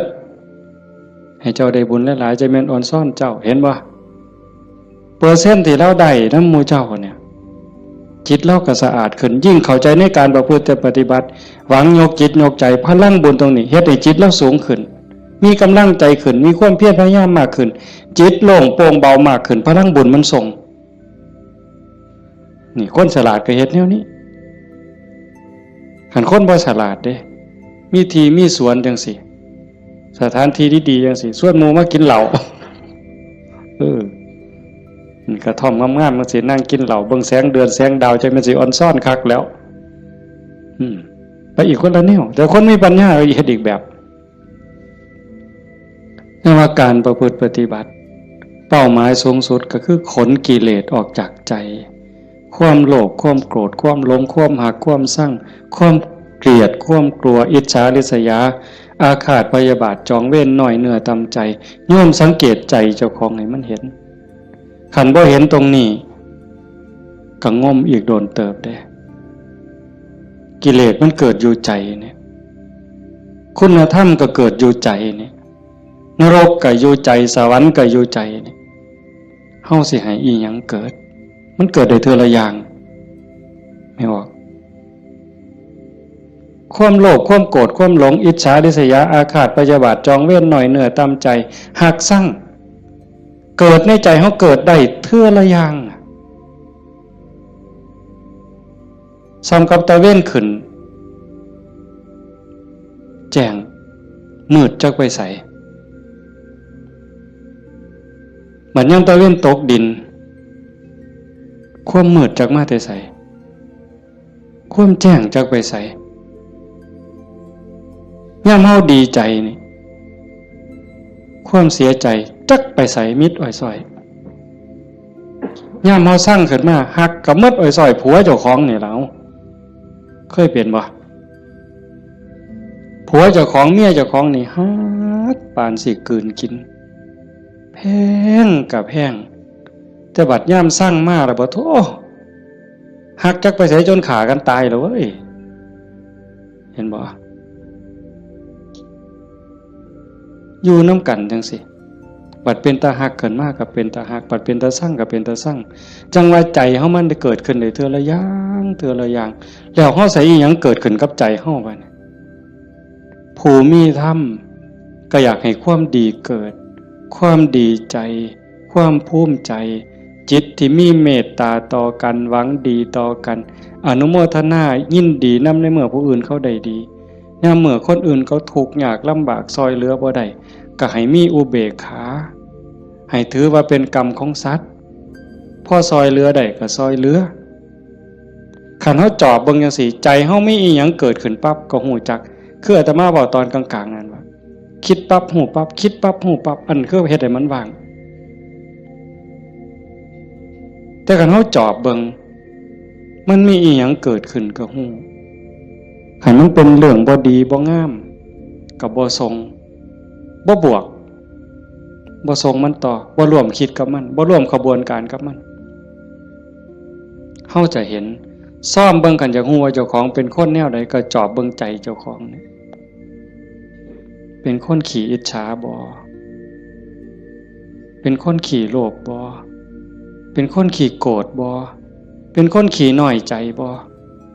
ญาติโยมต้องซ่อมเจ้าของได้บัดนี้ผู้เฮ็ดมาแล้วก็สาธุผู้บ่ทันเคยเฮ็ดก็ลองสังเกตเวลามันบ่พอโยมประเด็นสุดท้ายสิเว้านำเนี่ยเวลาของชีวิตเฮาเหลือน้อยผู้บางคนเข้าวัดมา10 ปี20 ปี30 ปี40 ปีผู้บางคนหลายกว่านั้นลองเบิ่งบัดเทียบเบิ่งวันเวลาที่เฮาเข้าวัดเข้าว่าปฏิบัตินำครูบาอาจารย์นับเงินทำบุญกันหลายแสนลองเบิ่งเด้นับเงินที่เฮาบริจาคทำบุญหน่อยแน่หลายแน่นี่เวลา20 30 40 ปีนี่มันเป็นแสนแล้วคันบริจาคเทื่อละ100เทื่อละ20เนี่ยเข้าหมดจักเหล้าตั้งแต่ใส่บาตรตั้งแต่ไปจังหันจังเพ่นเข้าเฮาหมดจักเหล้าเอาผ้าเอาสาดเอาหมอนถวายวัดหมดไปหลายปานใดคันเว้าถึงแง่เป็นบุญแง่ความภูมิใจนี่โยมก็ภูมิใจบ่คักเอาตัวนี้มาเป็นปีติจูงจิตให้เกิดความสงบก็ยังได้เป็นบุญได้เป็นจาคานุสติเนี่ยนำพาจิตไปสู่ความสงบได้อันนี้คือแง่ของบุญก็เป็นที่เพิ่งให้จิตให้ใจอย่างมหาศาลเลยล่ะไปแต่คันเว้าถึงแง่ของการพัฒนาเป้าหมายของพุทธศาสนาในขณะที่เสียเงินไปหลายแสนแล้วหมดเงินไปหลายแสนแล้วหมดเข้าไปหลายเหล่าแล้วยกใจขึ้นบ่ใจเฮายกขึ้นได้ส่ำใดความโลภลดลงจักหน่อยบ่ความโกรธลดลงจักหน่อยบ่ความแข็งดีแข็งเด่นลดลงจักหน่อยบ่หือไปวัดแห่งแต่ไปผิดกันอยู่วัดขาดทุนได้นี่ครูบาอาจารย์มีสื่อมีเสียงลางเทื่อก็สิไปญาติกันเป็นที่หนึ่งมันมีอยู่เรื่อยเห็นอยู่หลายหมองโดยเฉพาะโยมฝ่ายอุบาสิกาเฮ็ดหยังก็อยากถวายหลวงพ่ออยากให้หลวงพ่อฉันของเจ้าของใส่ของเจ้าของผู้นี้เฮ็ดอยู่แล้วมีผู้ใหม่มามีการแข่งกัน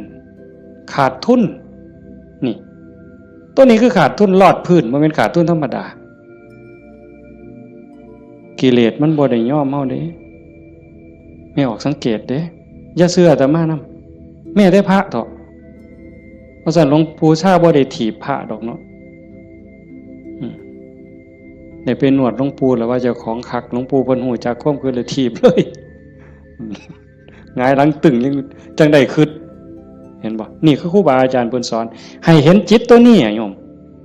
คันบ่เห็นจิตตัวนี้นี่ง่มเศร้าอีกโดนเติบ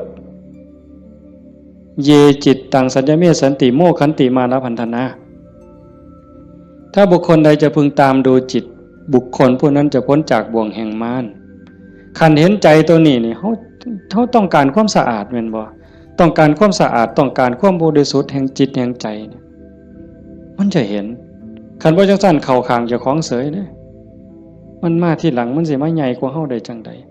มันสิมาเป็นที่หนึ่งได้จังใดผิดกันวัดแตกเว้ยมีเด้แนวนี้ก็ได้ขาดทุนเสียเงินเสียทองหาคืนใหม่ได้เด้หาเงินแสนเฮาก็ยังมีโอกาสสิหาพ่อโยมหาเงินล้านยังมีโอกาสสิหาพ่อเสียยังก็เสียได้แต่ว่าคันเสียเวลาเนี่ยเสียเลยเด้เสียเลยมีเงิน100 ล้านซื้อนาทีที่ผ่านไปกลับมาบ่ได้ซื้อนาฬิกาเลื่อนละแสนเลื่อนละล้านน่ะซื้อได้แต่ซื้อเวลาวินาทีเดียวก็ซื้อบ่ได้เฮาหายใจเข้าหายใจออกตอนนี้หมดแล้วก็หมดเลยบ่กลับคืนมาอายุเฮาก็หมดไปความตายก็ใกล้เข้ามาเวลาแห่งการเก็บเกี่ยวสัพพะธรรมเก็บกรรมบุญกุศลซักฟอกจิตใจให้สะอาดบริสุทธิ์มันหมดไปเรื่อยๆจังซั่นจังว่าเขาวัดเขาว่าประพฤติปฏิบัติขันบ่เข้าใจถึงสาระแก่นสารคำสอนของศาสนาเนี่ยบุญนั้นได้อยู่ดอกแต่มันบ่ทันปลอดภัยอย่างว่าพระพุทธเจ้าบ่ให้มาติดอยู่ที่บุญแต่เพิ่นให้เฮ็ดบุญให้สร้างบุญให้สร้างหลายๆแต่ว่าให้กายไปอีกสู่ความสะอาดบริสุทธิ์แห่งใจถ้ามันไปบ่ทันฮอดนั้นบ่ปลอดภัยเทวดาก็ตกสวรรค์ได้เห็นบ่จังซั่นจังว่าในเมื่อเฮามาสู่ขบวนการปานนี้โยมพอออกผู้เป็นเจ้าภาพก็ตั้งใจปานนี้เฮ็ดดีมาปานนี้ก้าวขึ้นไปอีกก้าวขึ้นไปนี้ก่อนวันเวลาของชีวิตมันสิหมดให้พยายามเฮ็ดใจให้เป็นกลางๆหูได้ยินจมูกได้กลิ่นลิ้นได้รสกายได้สัมผัสก็เฮ็ดใจให้เป็นกลางๆสิปฏิบัติกับสิ่งที่มากระทบจากตาเห็นจากหูได้ยินจากจมูกได้กลิ่นลิ้นได้รสกายสัมผัสก็เฮ็ดด้วยสติอย่าให้รู้สึกว่าหักอย่าให้รู้สึกว่าสั่งอย่าเฮ็ดด้วยความสั่งอย่าเฮ็ดด้วยความดีใจด้วยความเสียใจอย่าเฮ็ดด้วยความหักให้จิตเป็นกลางกันเด้จังสิขันเฮ็ดได้จังสิมันอ่อนซ่อนเจ้าของเด้อาตมาก็เฮ็ดบ่ทันได้ก็ยังพยายามอยู่ก็จังว่าส่วนญาติส่วนโยมเฮ็ดไปพร้อมๆกันคันบ่จังซั่นน่ะมันเสียเวลาเสียดายเจ้าของ30-40 ปี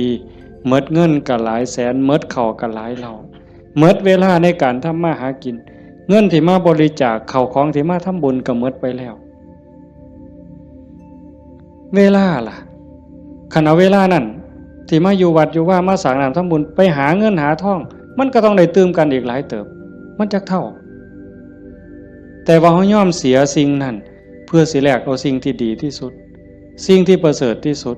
ก็คือใจเจ้าของเนี่ยให้ได้ใจที่มีความสงบใจที่มีความร่มเย็นใจที่เต็มเปี่ยมด้วยความเมตตากรุณายินดีมุทิตากับผู้อื่นใจที่เป็นอุเบกขาโตสติความระลึกได้แล้วก็อุเบกขาตัวว่างจิตเป็นกลางจิตที่เฉยเป็นสิ่งที่เฮาควรจะหาให้มันได้หาให้มันพอให้มันเจอก่อนลมหายใจสุดท้ายสิดับลงไม่ออกให้มันพอจิตนี่ก่อนลมหายใจสุดท้ายสิดับลงเพราะนั่นคือพุทธะพุทธะคือความสะอาดจิตที่สะอาดจิตที่สว่างจิตที่สงบ สะอาดจากหักจากสร้างจากดีใจจากเสียใจจากได้จากเสียจากบวกจากลบสว่างสวัยด้วยสติปัญญาหูเท่าท่านตามความเป็นจริงหักก็ตามสร้างก็ตามสรรเสริญนินทาก็ตามลาภยศสรรเสริญก็ตามสว่างตาโดยแสงไฟเพิ่นบอกสว่างใจโดยแสงธรรมบ่ยินดียินร้ายเห็นทุกสิ่งทุกอย่างเกิดขึ้นตั้งอยู่ดับไปอนิจจังทุกขังอนัตตากฎของแต่ละขอบงำสรรพสิ่งอยู่สะอาดสว่างสวัยด้วยสติปัญญาสงบนิ่งจิตใจบ่กระเพื่อมด่ามากกับบ่กระเพื่อมย่องมากกับบ่กระเพื่อมนักแน่นคือกับหินเนี่ยจิตใจของพุทธะเป็นแบบนั้นสะอาดสว่างสงบหูเท่าท่านตื่นจากความลับไหลเบิกบานจากการที่เจ้าของบ่มีโทษตรงนี้เป็นวิชาการของพุทธศาสนาเป็นหลักที่ชาวพุทธต้องปฏิบัติอันสิไปอ่อนว่อนบวงสรวงสวดแล้วก็ขอสวดแล้วก็ขอขันมันได้ซ้ำนั้นมันก็สิดีอยู่ขันมันได้พระพุทธเจ้าก็พาเฮ็ดแต่ตรงนี้ที่พระพุทธองค์สอนสลบจักเถื่อกลัวสิเป็นพระพุทธเจ้าหลวงปู่ชาลำบากปานใดอาตมาเคยอ่านพอเนาะว่าสิขึ้นไปอยู่เทิงผู้ว่าบ่อยากยุ่งบ่อยากยากนำการมาหาบิณฑบาตไปอยู่เทิงผู้ก็ว่าสิเหี่ยวกินพุ่นเนาะเหี่ยวฉันพุ่นเนาะฝึกซ้อมจนปานนั้นบัดเป็นไข้เป็นหนาวไปอยู่กลางป่าก็บ่อยากให้ผู้พี่น้องยากนำก็ซ้อมมันสิใจขาดยามใดสิจูดไปสุดที่ถิ่มเพิ่นว่าบ่ได้ยินเสียงกวงห้องหลวงปู่เพิ่นปัญญาหลายดีเนาะอาตมาก็จังได๋ดอกมื้อนึงไปอยู่อยู่วัดวัง 2-3 มื้อนั่นล่ะก็เปิดวิทยุฟัง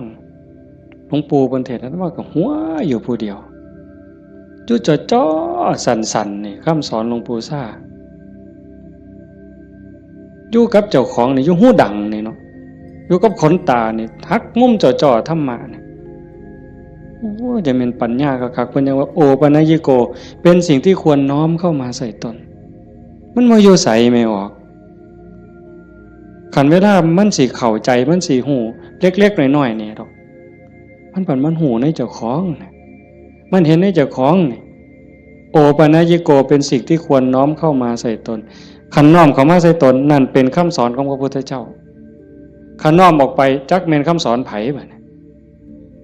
คันไปอ่อนว่อนบวงสรวงเทวบุตรเทวดาอินพรหมยมยักษ์พระเจ้าทั้งหลายนี่แล้วโลดแต่ว่าอาศัยการประพฤติปฏิบัติจังว่าการฟังเทศน์ฟังธรรมให้เป็นไปเพื่อความศรัทธาความเหลื่อมใสศรัทธาปาสาทะวิริยะความภาคเพียรพระพุทธศาสนาเพิ่นสอนเรื่องความภาคเพียรวิริยะนะทุกขมัจเจติเฮาสิล่วงทุกข์ได้ก็ย้อนความเพียรพยายามของเฮาเองผู้อื่นเฮ็ดให้บ่ได้คันเฮ็ดให้ได้มีผู้วิเศษผู้ศักดิ์สิทธิ์ครูบาอาจารย์เป่าให้เสกให้ผู้ใดสิเกินพระพุทธเจ้าบ่ออกว่าไผสิเกินพระพุทธเจ้าในโลกในจักรวาลเนี่ยคันมันเฮ็ดแทนได้ทำพิธีเฮ็ดให้ได้พระพุทธเจ้าเฮ็ดให้หมดมื้อเช้าย่างบิณฑบาตหัวแต่ว่ามันก็หาเรื่องอยู่เลยปีชงเพิ่นว่าปีนี้ปีชงหยังชงกาแฟ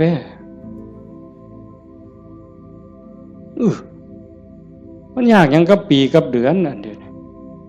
ปีชงเนี่ยเพิ่นนัดกันไปสวดมนต์สะเดาะเคราะห์มื้ออื่น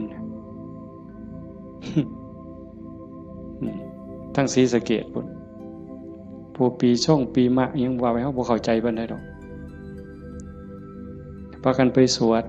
ไปสะเดาะเคราะห์ไปต่อชะตาไผสิเกินพระพุทธเจ้าก็ลองเบิ่ง ขันมันเป็นจังสันมันเฮ็ดจังสันพระพุทธเจ้าเฮ็ดมื้ออันไม่ออกมาเฮ็ดนี่ก็ต้องเฮ็ดให้เจ้าของสะเดาะเคราะห์ก็แม่นต่อชะตาก็แม่นเสริมดวงก็แม่นโดยการตั้งสติให้มันฮู้จักอีหยังผิดอีหยังถูกอีหยังควรบ่ควรตรงนี้ตรงมันแม่นพุทธะต้องเฮ็ดแบบนี้เพี้ยนมาจากภพจากศาสตร์คันเฮาบ่มีเชื่อเก่าไม่ออกบ่ออกคันว่ามีเชื่อของนักบวชนักปฏิบัติเป็นเชื่อเป็นอย่างเป็นเผ่าเป็นพันธุ์ไว้ตั้งแต่อดีตเฮาบ่มีมือมาเฮ็ดจังซี่ในเมื่อเฮามีของเก่ามานำพามาสู่การเหตุการณ์ทำจังซี่มีกัลยาณมิตรพาเหตุพาทำให้ทุ่มเทเต็มที่ถือว่าโอกาสได้เกิดมาเป็นมนุษย์ได้พบพระพุทธศาสนามีสติปัญญาหูดีหูชั่วหูผิดหูถูกยังมีสติหูอยู่จังสิเฮ็ดเต็มที่ก่อนมันสิหมดเวลาแล้วอย่าคิดว่าเจ้าของซ่าเด้ไม่ออกญาติโยมอย่าคิดว่าเฮาสิเฮ็ดบ่ทันตราบใดลมหายใจยังมีอยู่สติสัมปชัญญะยังหูผิดหูถูกเพิ่นว่าเฮามีโอกาสจนลมหายใจสุดท้ายจนลมหายใจสุดท้ายยิ่งเฮาฟังเทศน์ฟังธรรมอยู่บ่อยๆอยู่ประจำบัดจนหอดเฮาเจ็บเฮาป่วยเฮาใจสิขาดสิล้มสิตายสิ่งที่เฮาฝึกมาตลอดชีวิตทบทวนมาตลอดชีวิตหอดเวลานั้นมันจะว่างแม่นบ่แม่นก็แล้วแต่สิว่างว่ามันเอาบ่ได้แล้วร่างกายบ่แม่นของเฮาสังขารบ่แม่นของเฮาสรรพสิ่งในโลกบ่แม่นของเฮาดินดอนตอนหญ้าบ่แม่นของเฮาแม้แต่สังขารร่างกายก็สิทิ่มอยู่ไว้ๆนี่ว่างเด้ปล่อยเด้ตัวอย่างที่อาตมาได้พบมาญาติธรรมวันที่9 พฤศจิกายนอาตมาว่าจะพาไปสวดมนต์ที่พระใหญ่อำเภอเขืองในเพิ่นนิมนต์ไปเทศน์ก็เลยประกาศชวนญาติชวนโยมไปญาติธรรมกลุ่มหนึ่งผู้เฒ่าหน่อยที่สุดก็60แต่ส่วนใหญ่70ขึ้นไปเกิดอุบัติเหตุโยมอาจจะได้ยินข่าวอยู่ว่าจักรถสิเลี้ยวเข้าพระใหญ่เขื่อนเพื่อเขื่องในเลี้ยวเข้าไป2ขั้นขั้นหน้าไปติดหลุมสิลงจากทางลาดยางมันมีหลุมก็คอยหยอดขั้นหน้าคอยหยอดขั้นหลังก็จอดนิ่งๆรถวัดป่าใหญ่เมืองอุบลแล่นมาต่ำเข้าเต็มล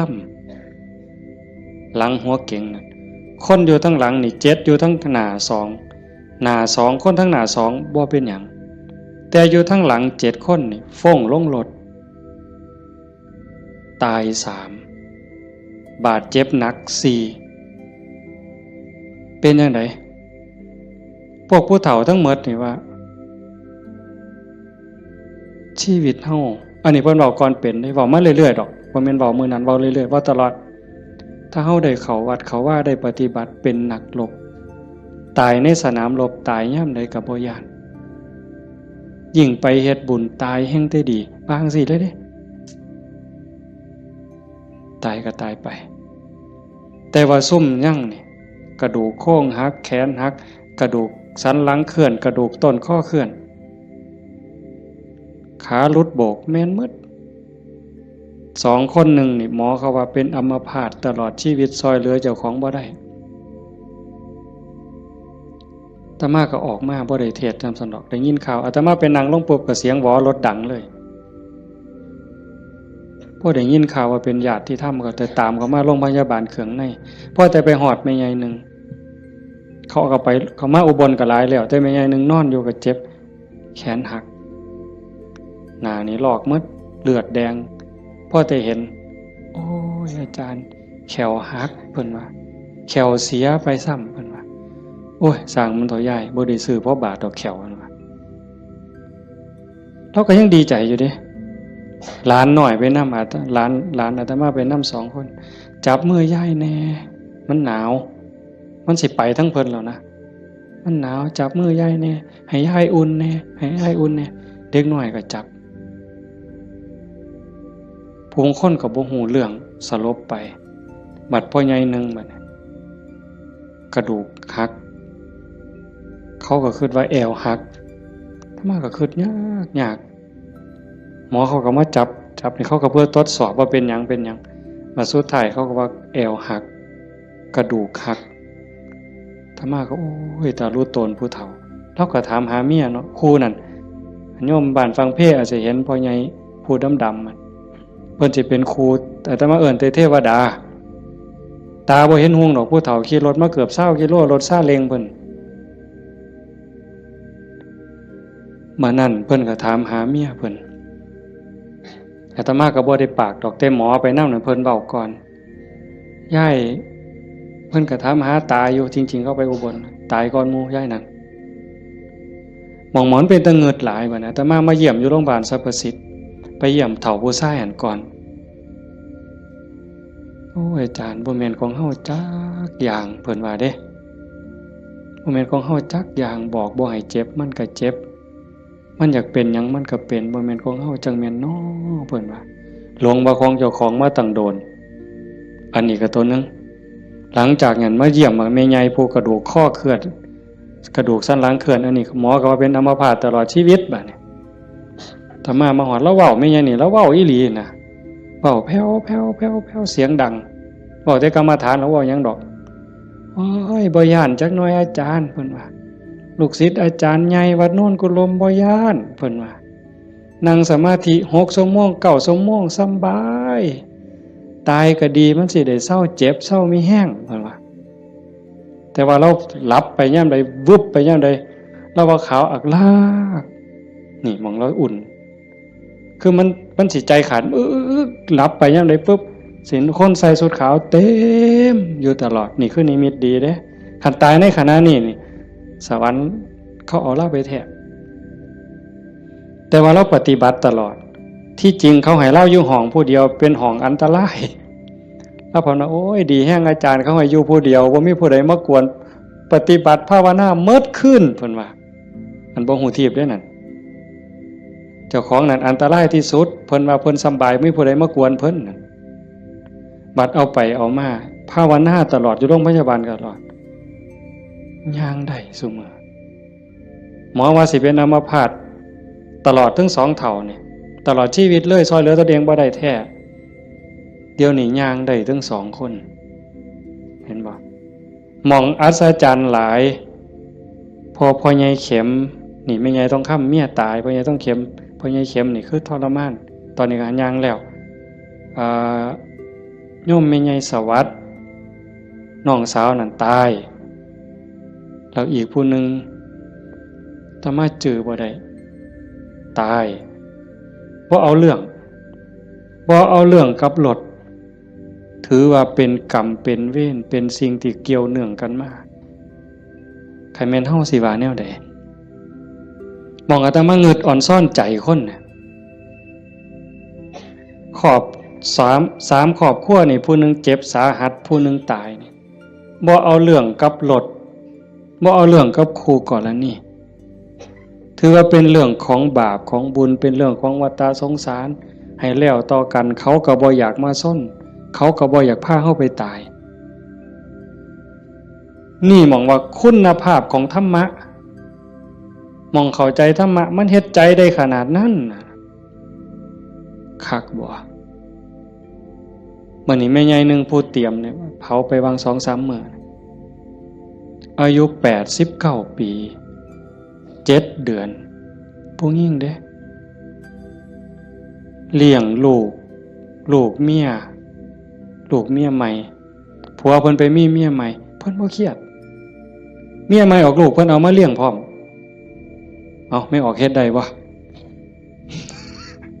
นี่คือน้ำใจคนนะแม่ใหญ่นี่เราปฏิบัติธรรมอยู่นำครูบาอาจารย์มาตลอดลูกเราดีหมดทุกคนเป็นหมอ2เป็นครูผู้หนึ่งเป็นเจ้าหน้าก็มีอยู่2คนแต่ว่าหม่องอัศจรรย์คือเราปฏิบัติตลอดโยมไม่ออกสวดปาติโมกข์ได้ที่พระเพิ่นลงปาติโมกข์นี่แม่ใหญ่น่ะเราสวดได้อาตมาสวดบ่ได้หม่องเป็นตะงึดหลายแต่ว่าเราตกศาลาเทื่อนึงย่างจงกรมมันมืดตกศาลาสมัยก่อนนั่นขาหักว่าซั่นเห็นบ่บัดมื้ออาตมาสิไปเยี่ยมอาตมาไปเทศน์ฟังทั้งครูขันก็เลยว่าสิกายไปทางนั้นลูกชายเพิ่น ว่าบ้านอยู่ทั้งนั้นก็เลยพาไปเยี่ยมลูกชายก็บอกว่าอาจารย์สิมาเยี่ยมแล้วลูกบ่ได้ตลอดแต่ว่าสติเราดีเด้เพราะแต่ว่าอาตมาสิไปเสียงรถเขาไปจอดแล้วลุกขึ้นมานั่งพอแต่มาไปนั่งลงแล้วก็กราบได้เท่าเดียวดอกก็นอนมันวิ่นหัวปานนั้นเราก็เว้าธรรมะโต้ตอบได้ทุกเรื่องสติบ่ขาดลูกหลานจักว่าเท่าใดมาเต็มเฮือนแล้วจำได้ฮอดซุมบ่นุ่งผ้าว่ามันชื่อหยังนิสัยมันดื้อบ่ดื้อแล้วฮู้ผู้นี่หมองลูกหลานไว้ย่าย่ายอยู่อีกเด้อโอ้ยมันทุกข์มันยากบ่อยู่ดอกอยู่น้ำหลานอีกแน่อยู่โดนแล้วผู้นี่มัดมือสิใจขาดหลานผู้เรียนอยู่จุฬากำลังขึ้นรถลูกชายว่าย่าถ่าหลานในเด้อหลานกำลังขึ้นรถโอ้ยถ่าบ่ถ่ามันก็บ่แม่นแม่วะแล้วว่า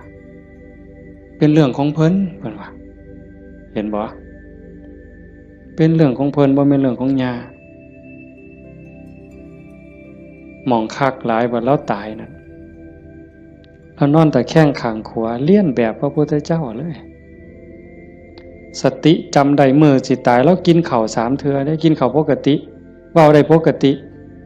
เพียงแต่ว่านอนไปแล้วก็มาหลับเอาตอนมาดับไปตอนตี 4คนตายลูกนี่เป็นหมอ2แล้วก็หลานเป็นหมออีกผู้นึงมันบ่เข้าในทฤษฎีอะโยมพวกนี้อยู่นำคนตายมาตลอดลูกหลานสาวอยู่ห้องชันสูตรพลิกศพพร้อมคนตายเขาพิสูจน์ว่ามันจะเย็นไม่ไงนี่แล้วอุ่นบัดเนี่ยตายไปแล้วจากตี 4กว่าๆจนฮอด 5 โมงเช้าเอาเขาลงแล้วยังอุ่นอยู่แต่เฮ็ดจังได๋บ่ได้เพิ่นก็ลูกชายเพิ่นก็โทรมาถามอาจารย์สิว่าแนวใดแต่มาเลยว่าบ่ต้องฉีดยาเด้อสิฟื้นหรือบ่ฟื้นเฮาบ่คิดดอกแต่ว่าบ่ต้องฉีดยาก็บ่ฉีดอยู่จักมือหลายมือเติบ4-5 คืนพุ่นล่ะแต่มาก็บ่เจอบัดฮอดมื้อสิเผาบัดเนี่ยลูกชายเพิ่นก็โทรมาถามประมาณ3 โมงกว่าเนี่ยอาจารย์เฮ็ดจังได๋บัดเทื่อเปิดโลงออกมานี่หาแม่ยังอุ่นอยู่คือเก่าเนี่ยสิเฮ็ดแนวใดเพิ่นว่าโอ้อาตมาก็บอกบ่ถูกดอกโยมไขเบิ่งซะก่อนว่าซั่นแต่ว่าใส่เพิ่นใส่ตู้โรงเย็นอยู่แต่มันเย็นทั้งหลังนะอาตมาก็เลยว่าเอากันจัก 4 โมงก็จังถอดปลั๊กออกเบิ่งเด้อ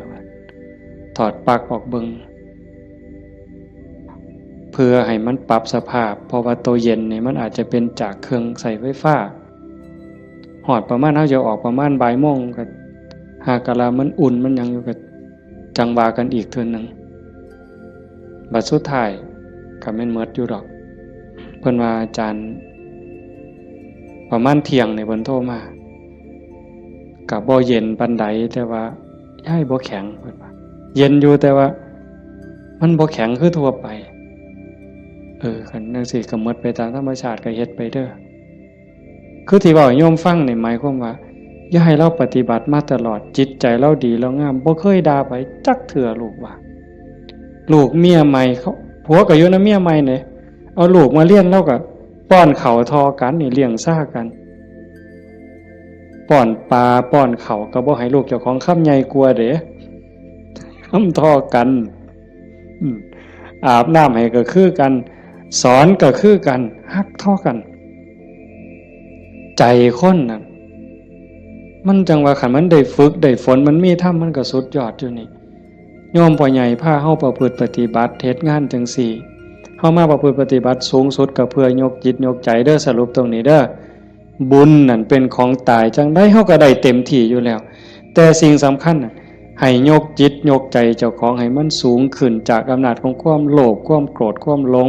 ความอิจฉาริษยาอาฆาตพยาบาทจองเวรน้อยเนื้อต่ำใจเฮาสิเอาชนะมันได้เฮาสิสูงขึ้นกว่าอำนาจของกิเลสได้ย้อนโยมสังเกตใจเจ้าของย่ามตาเห็นหูได้ยินจมูกได้กินลิ้นได้รสท่านเฝ้าไปเสื่อมันอย่าไปหักไปสร้างน้ำมันนิ่งแล้วสังเกตความรู้สึก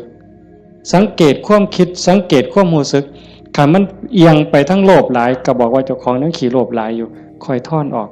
หัดบริจาคหัดแบ่งหัดปันถ้ามันโกรธหลายเห็นอันใดผิดหูผิดตาแล้วงุดงิดห้นหวยขึ้นเป็นตาสร้างขึ้นมาหูจากมันปรับแล้วก็หูจากเมตตาเขาก็คือเฮานั่นล่ะเขาบ่ทันหูเขาจึงเป็นจังซั่นหูจักให้อภัยฝึกไปคอยยกระดับดวงจิตขึ้นมาให้เข้าใจว่าพระพุทธเจ้าบ่ได้สอนให้เฮาทุกข์พระพุทธศาสนาสอนให้เฮาพ้นทุกข์โกรธก็คือทุกข์โลภก็คือทุกข์หลงก็คือทุกข์เป็นเหตุให้ทุกข์เฮาก็ต้องดับเหตุมันเฮ็ดให้จิตใจเป็นกลางๆหักผู้อื่นคือหักเจ้าของหวังดีต่อผู้อื่นคือหวังดีต่อเจ้าของนั่นจิตใจเฮาจะดีขึ้นงามขึ้นมื้อนี้สมควรแก่การเวลาใส่เวลามาหลายเติบชั่วโมงหนึ่งกับ40กว่านาทีเนาะสมควรแก่การเวลาท้ายที่สุดก็ขออนุโมทนาสาธุกับญาติโยมผู้เป็นเจ้าภาพผู้เป็นเจ้าของสถานที่และก็ญาติธรรมที่มาจากที่ไกลมาร่วมประพฤติปฏิบัติบำเพ็ญบุญบำเพ็ญกุศลยกระดับดวงจิตดวงใจของเจ้าของให้สูงขึ้นงามขึ้นท้ายที่สุดก็ขออาราธนาอ้างอิงเอาอำนาจแห่งคุณพระศรีรัตนตรัยคุณของพระพุทธเจ้าพระธรรมพระสงฆ์และอำนาจแห่งบุญกุศลคุณงามความดีที่มีทั้งหมดทั้งมวลในสากลและจักรวาลจงหลอมร่วมเป็นตบะเป็นเดชะเป็นพลวะปัจจัยอำนวยหนุนส่งให้ญาติโยมสุขสุขคนจงเป็นผู้แกล้วกล้าอาจหาญร่าเริงในการสร้างบุญสร้างกุศลสร้างคุณงามความดีให้ยิ่งขึ้นไปให้เป็นผู้เจริญงอกงามในจตุรพิธพรชัยคืออายุวรรณะสุขภละปฏิภาณธรรมสารสมบัติให้เป็นผู้มีสัมมาทิฏฐิมีโอกาสประพฤติธรรมปฏิบัติธรรมให้ได้เข้าถึงธรรมที่บ่ทันได้เข้าถึงได้หูแจ้งธรรมที่บ่ทันได้หูแจ้งจนสามารถนำตนให้พ้นทุกข์ปรารถนาสิ่งหนึ่งประการใดหากเป็นไปโดยชอบประกอบโดยธรรมก็ขอให้ความหวังความปรารถนานั้นจงสำเร็จทุกๆประการมีความสุขกายสุขใจโดยทั่วกันทุกท่านทุกคนเทอญ